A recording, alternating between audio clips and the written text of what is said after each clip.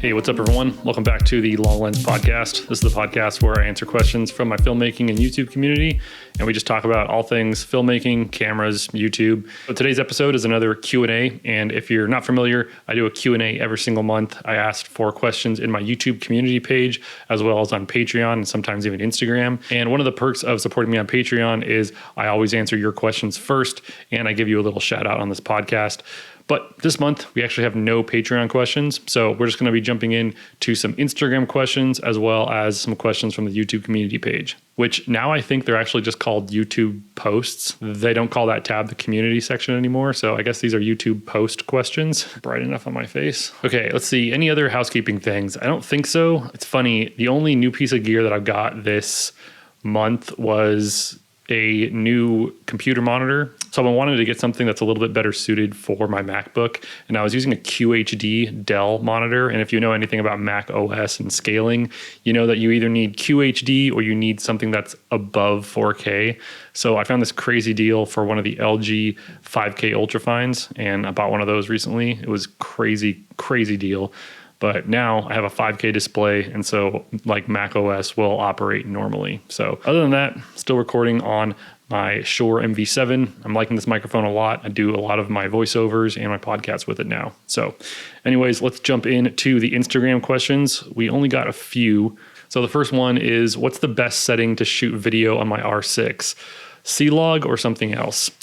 So if you're just shooting stuff that's just going to go up on like a stock site, which I'm pretty sure this person who's asking the question, they just mostly shoot stock footage. You could probably get away with shooting in on a baked in profile for certain stuff, but I typically always like to shoot in a log profile if I can. That's going to give me the most dynamic range that camera has to offer. So I'm pretty sure the R6 shoots in C-Log 3, which I know a lot of people prefer C-Log 2, but C-Log 3 is still better than nothing. So yeah, I always shoot in C-Log, and it's just good to get your white balance kind of dialed in. You still don't want to under or overexpose. I think a lot of people have a misconception about log footage that you can just kind of shoot from the hip and not really dial in your exposure, and you can still bring stuff back, which you can't really, especially not on cameras that aren't shooting raw. So yeah, I would shoot in C-Log 3 on the R6 if I were you. All right, this next question is, what is your ideal budget for a short film? Now, I guess the easy answer is just as big of a budget as I can possibly get. I've never shot a narrative short film. I've shot some small documentaries with really small budgets. So I guess just a big enough budget that I could hire on some people to help me. I think that you can only do so much by yourself. Solo stuff you can do for very, very small budgets. But if I had a choice, I'd rather have a bigger budget so I could hire on people to help direct, help me with lighting, help with sound, that kind of stuff. So yeah, I guess just a big enough budget that I can get paid fairly and I can hire on a team to help me out. All right, so next question is, how important is rolling shutter in video, really? So I think this is a pretty hot topic right now, at least in the filmmaking space that we're in. A lot of creators got flown out to Norway for the new Lumix S1R Mark II. Fun fact, I actually got invited to that as well, but my passport expired, so I couldn't go. But when it comes to rolling shutter, I think that it really comes down to, if you can try to reduce the amount of things in your video that don't look natural, I think that's a good thing. Generally speaking, the human eye doesn't see rolling shutter. When you shake your head, lines don't get all blurry unless you have a concussion or you're drunk, I suppose. But for the most part, you don't have rolling shutter with your eyes. Same thing with moire and aliasing. I guess you could argue that when you see those slats on fences, sometimes you do see, even with the human eye, you start seeing that moire effect, even when you're looking at it in real life. But for the most part, obviously the human eye can render a lot of detail, and we don't really see moire and aliasing the same way cameras do. So do I think most people are going to notice rolling shutter? No. But at the same time, I talked about this on Threads a little bit, but I think there's a reason why cinematographers will gravitate towards cameras with faster sensors, like the FX3 on the Creator or the A9 Mark III on the new movie, The Presence. That one has a global shutter. It's just because rolling shutter, when you're moving a camera a lot, can get distracting. And although most people won't notice it, I think that, I used to be a Boy Scout, so we always had a motto of it's better to have it and not need it than need it and not have it. I'd rather have a faster sensor if I can than not have one. So That's my viewpoint on rolling shutter. I don't think most people are going to notice it. Most people aren't doing crazy whip pans or moving the camera super erratically. So it's not the biggest deal for most people, but I can see the merit to having a global shutter or a fast readout sensor. Next question is, what are your thoughts on the movie Poor Things? Does the aspect ratio matter more than megapixels? I'm assuming they're mostly meaning resolution, like rather than megapixels, because megapixels don't really count for anything as a filmmaker. If you have like 10 or 12 megapixels, you're totally fine for shooting 4K video. But yeah, actually the movie Poor Things, me and my wife kind of stumbled upon that movie and ended up watching it. As far as the cinematography goes, I thought it was really unique and cool looking visuals. The movie itself is not my cup of tea. It's pretty graphic and the storyline is just a little bit weird. And I know that the whole movie is kind of supposed to be like that, but it's just not my kind of movie. I love the cinematography. Again, they use those Petzl lenses a lot and shot in a bunch of different aspect ratios. So that aspect of it I really like. And I think that it could have been a cool movie if they just didn't lean into all of the crazy graphic stuff that they have. But all in all, I think it was a cool idea. Not my favorite movie though, to be honest. And those are all the questions from Instagram. And now we're going to go on to the YouTube posts page. First question is, Nigel, love your work. What are your thoughts on the Canon C100? I saw it for sale for as low as $600 on Amazon secondhand stores. From an $8,000 camera to a dirt cheap camera, would you consider it over a 70D or a Lumix GH2? Well, me personally, I probably wouldn't consider it over those two cameras. I wouldn't get the 70D, and gun to my head, if I had to pick out of those three cameras, I'd probably pick the GH2. I mean, the C100 isn't a bad camera. It still produces a nice 1080p image, but the GH2 is just going to give you a higher megabit per second, more detailed file, if you hack it, obviously. I have no beef with the C100s. They have internal NDs, they have XLR. Even the original C100 can be upgraded to get the dual pixel autofocus. In fact, most of them secondhand are going to have that anyways. It's just, I don't know. I feel like that generation of cameras is kind of dying off. Like I know that like in like the ENG, documentary filming space, the C100 and C100 Mark II were like really, really popular. And I even just watched a video of a guy who says he prefers his C100 Mark II over his C80 just because of the ergonomics and the viewfinder, like the EVF. So there is some merit to like the body style of those, those C100 cameras. I just think that like, if you gave me $600, I'd probably go out and buy a GH5. I wouldn't run towards a C100, but that's just my perspective. I think that the GH5 has a lot more to offer image-wise than a C100 would. All right, next question is, hi Nigel, don't know if you've gotten this question before, but what do you prefer, primes or zooms, and what do you see as a benefit and a downside for both? Hope you have a great day. Yeah, so I think I've been leaning a lot more into zooms lately. I really do like primes, but what I've found is switching them out all the time is making my sensor really dirty, and I'm constantly having to clean my sensor. So if I can get it done with a zoom, I will. The only downside with zooms is that typically they're not as fast. That is, unless you have a lens like this. This is the illustrious Sigma 18-35. This one, I think, is the exception to the rule because it has a f1.8 aperture throughout the zoom range. And it's just kind of, it's kind of chunky. For the most part with zooms, you don't have as fast an aperture. So you're going to have to deal with not having as blurry of a background, and you're going to have to deal with the low light not being as well on zoom lenses. Whereas with most primes, they're f1.8, f1.4, f1.2.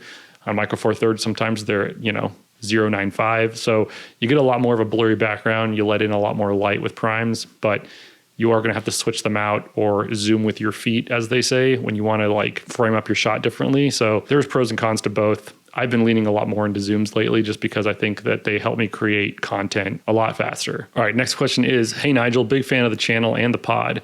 Any tips for upcoming creators who have maybe just started a videography/photography based YouTube channel or are thinking about starting one? Yeah, I think that if you're starting a like video photo centered channel on YouTube, you just need to keep in mind that like it is kind of saturated right now. It's been saturated for a while as far as people starting YouTube channels based around the photography video niche. And I think that's something that you have to keep in mind is that like, especially if you're going to do like educational content, you really have to go out and look at what's already out there. And if you can create something that's either more entertaining or delivers the information in a better or different way.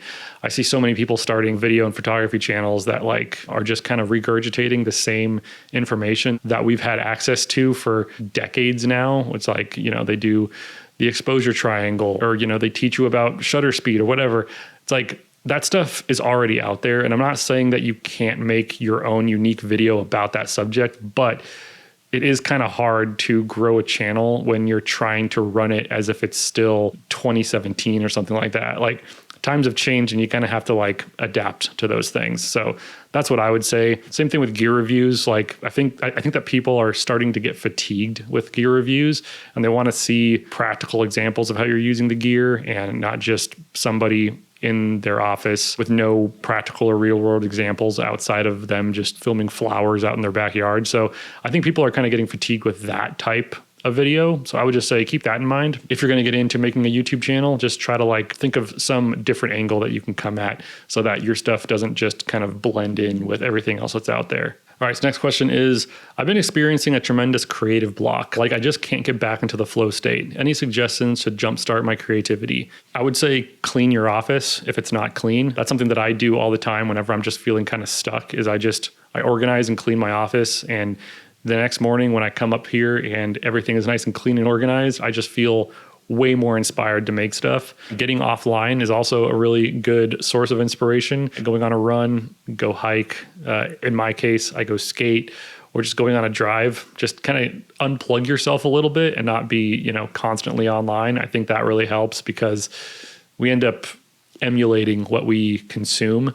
And so when you're just consuming a bunch of stuff, all you want to do is create the exact same thing that you consume. And I don't think that that's super healthy for originality or creativity. So those are my tips. I hope that helps. All right, next question is, hi Nigel, when will you make a short or feature film? I don't know.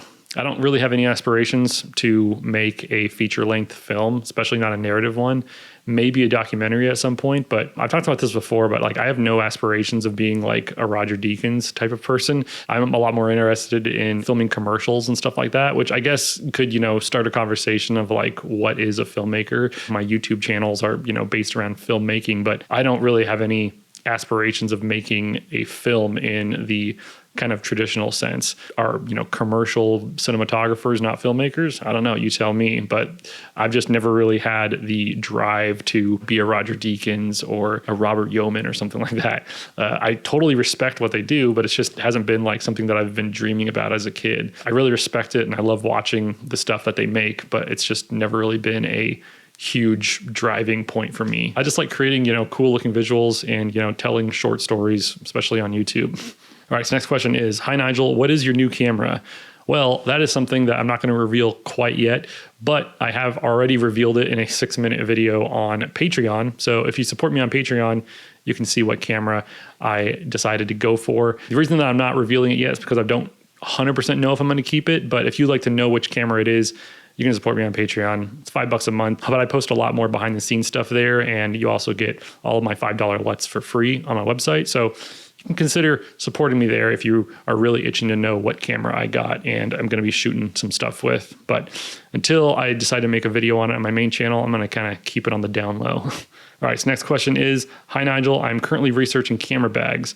What camera bag do you use for your filmmaking projects? Are you a backpack or a sling guy? Also, I saw on your last podcast with a guest that the FX30 seems to be calling you. If Sony were to release a firmware update tomorrow, what features would instantly make you want to change to the FX30? Okay, so first off, my backpack. I use the Tenba Fulton V2, I believe. I'll put the actual model number here on screen, and I'll even leave it in the show notes in the description.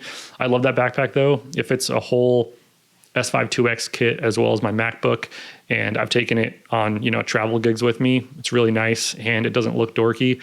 I feel like a lot of camera bags look really dumb, and a lot of them just kind of look like cheap things you can buy off Amazon or Temu. Tenba is like a tried and true camera bag brand. They've been around for ages. So I would definitely say spend a little extra money and get something that's like really good quality. But yeah, the Tenba Fulton is my favorite backpack so far.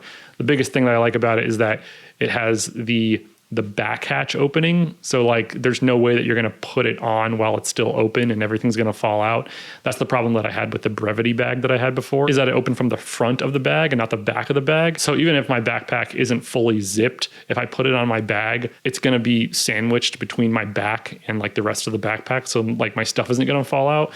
Whereas with, camera bags where it opens from the front, then if you accidentally forget to zip it and you put it on your back, everything's going to fall out. So that's another thing that I like about, like the hatchback style of backpacks, is that you're not accidentally going to drop all your gear out when you put it on your back. All right. And the last question is, what video tripod do you recommend that is strong enough to carry your full S5 IIX cinema rig? Funny, I have my S5 IIX cinema rig right here. This is kind of like how I would have it rigged out if I really wanted to like rig it out to the 9. And honestly, it's not that heavy. So I would say that the potato jet tripod, which is what I'm using right now, this is about $800. It's kind of expensive, but if you want a cheaper alternative, I also do like, I have it here in my office, I just can't reach it.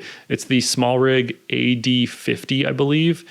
And it's the AD50 Lite. It's the carbon fiber version. So this one has a bull mount on it. So you can adjust the level with a bull mount, which I actually prefer. This SmallRig Tribex doesn't have that, but I make them do. And it's carbon fiber, the AD50, and the AD50 is actually lighter than the Tribex tripod. It's just, you're not going to have like the quick release legs or anything like that. It's a traditional tripod, but it's pretty cheap. I think it's only like $150 or $180. So yeah, those are the two that I would recommend if you have a bigger rig. I've talked about smaller rig tripods that I use for like my GH5. But other than that, those are all of the tripods that I use, and all of them can support my fully loaded S5 IIX rig. But anyways, I think that's all I have for this month's podcast. Hopefully I'm going to have another guest on this month. I am going to NAB in April. So if you're going to be going there as well, definitely hit me up on Instagram or something like that. Maybe we can meet up. But yeah, thanks so much for tuning in to this episode of the Long Lens Podcast, and I'll talk to y'all later. Bye.